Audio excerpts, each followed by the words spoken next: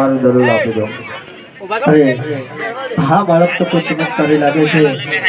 અરે બાળક લે તારો આ દડુયો અને જે રસ્તે આવ્યો છે એ રસ્તે તું પાછો ચાલે જા।